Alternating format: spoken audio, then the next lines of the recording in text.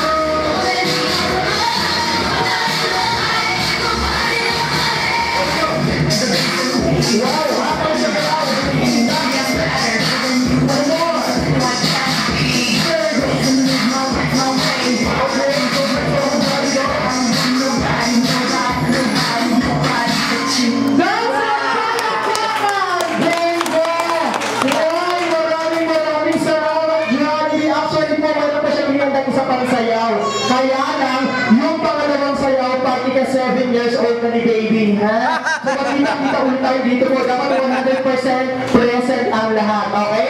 Sasayaw ulit siya para sa inyo. Kaya naman ang tanong ko, gusto nyo ba bang makita siyang sumayaw? So, makita ulit tayo. Ngayon po, tinatawagan ko ulit si Ate Sarah. Ate Sarah, halika rito. Samahan mo kami ni Jollibee. Ayan. May request si Jollibee sa akin, baby Sarah. Ang sabi ni Jollibee kanina daw, wala siya na pinatahan natin ng happy birthday si Princess Sarah. Kaya naman ngayon po, nagalit siya sa akin, Kuya Vic, pag hindi mo kumintay. Ngayon, yes, para sa ating lahat, kakanta po ulit tayo bilang finale ng ating programa. Kasama ang ating bisita, walang iba kundi si Jollibee. Kaya naman, atin nang simbihan ng ating 6th candle for the day. Ito na. Okay?